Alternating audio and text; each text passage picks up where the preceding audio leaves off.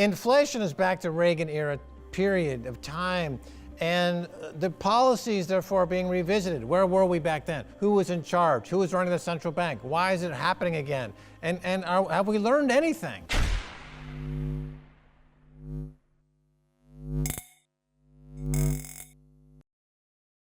Hey guys, welcome back to Library of Wealth. Today we have Bitcoin bull Max Keiser on the Max and STACY report, giving his take on the current trends of the economic market. Keiser explains that the business cycle is when supply and demand become unbalanced and the economy declines into recession, which leads to prices decreasing and then starts over. Under Reagan, the age began where no market sell was too big to make more money accessible to Wall Street. Keiser has noticed that now in those charge of money printing can legally take capital from people in numerous ways. As conditions worsen, this trend becomes more injurious and deceitful. Let's listen to Max Keiser as he talks about the future success of Bitcoin. Don't forget to like and subscribe if you enjoy the content we do here on this channel. Let's get right into the video. Well, I guess we have to look at this historically and comment on the fact that typically you would have something called the business cycle where supply and demand get out of balance and the economy goes into a recession, prices come down, and the whole cycle begins again. But starting under Alan Greenspan, who was the Fed chairman brought on during the Reagan era, the era of the activist Fed chairman began, and the era of the Greenspan put, and then the Bernanke put, the Janet Yellen put, and the Jay Powell put began, where no market sell-off wasn't too big to make more money available to Wall Street. Then Wall Street separated completely from Main Street, and the percentage of the U.S. economy that was finance went from 2 or 3% to probably 20 or 25% all inclusive, and we became dominated by monetary charlatans, as I would describe it.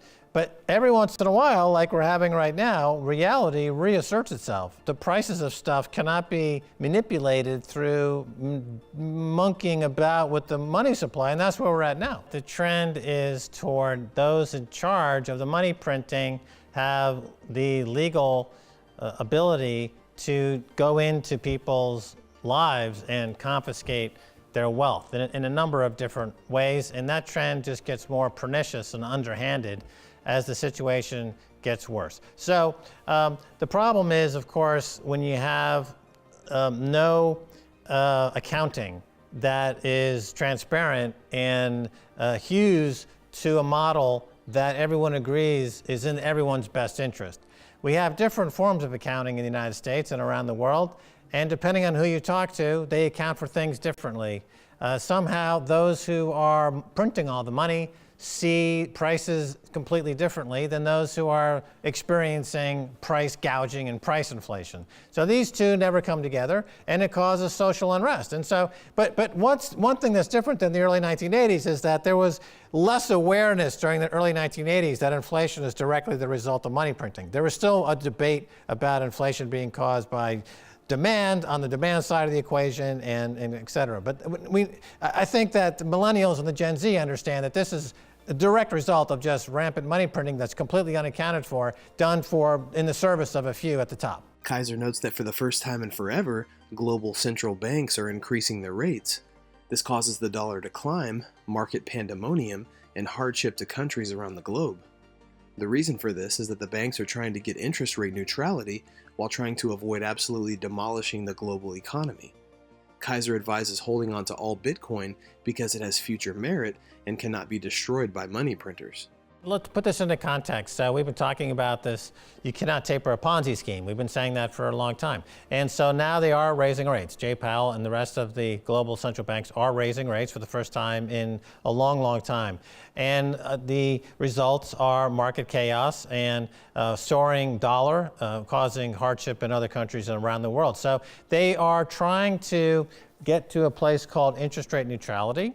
And do so in a way that doesn't catastrophically, completely destroy the global economy. And so that's, at this moment, this is where we're at. The need to take interest rates in the U.S. up another 100 100 basis points or higher, this has been cited as being the neutral rate. Would that have the effect of causing mass defaults on debts across the board? Ultimately, as you point out there, when they get to a point where they believe they're at, quote, neutrality, they will have to open the floodgates of money once again. Why do you hold on to your Bitcoin? Because you understand that it has future value and it can't be inflated away by the money printers. The new generation coming up, they have to work extra hard to make any progress, because you still have the boomers that have that old mentality, as you say, whether it's throwing toxic risk into the marketplace with bonds that are now collapsing, or actually throwing real garbage into the rivers, which is another form of pollution. It's all pollution, and the boomers essentially thrive on pollution. Now, this new generation, this Bitcoin generation here in El Salvador, they understand the pristine collateral that is Bitcoin, and they reject the idea of fouling the environment for a quick penny. They understand the long-term value of it and its relationship to their overall well-being. And I think that the tide is turning. The rivers are flowing differently, and the Bitcoin ethos is permeating. And when I talk to people here in El Salvador, and they have maybe 10 or 15 or $20 on their Chivo wallet, they're quite proud of it. They're like, I'm saving this for the future, because I know in the future the purchasing power of Bitcoin will be where it is or greater, no doubt much greater. Whereas the fiat money world, they just dump all their toxic sludge into the river. They spend it right now on trinkets and garbage, and they have fiat lives. Right, paper money has a lot of problems in terms of it being inflated away, the purchasing power being destroyed, and the quintillion an air effect, as you described it. Gold, because it's traded by weight, it has some advantages over fiat money, because somebody can say, this is an ounce of gold. I can weigh it and it's an ounce, and I know it's an ounce. But of course, over history, there's been problems with fake gold, and it's got costs associated with it in transporting and insuring the gold. Then Bitcoin comes around, and it's a whole new paradigm. It's validated by itself through the work of encryption and mathematics that's perfect and confiscatable behind an unpenetrable wall of encryption, which is superior to gold and obviously superior to fiat. Keiser says the boomers essentially live off of pollution, while this new generation understands Bitcoin's perfect collateral. The next generation knows that Bitcoin has long-term value and that it will aid in their general well-being.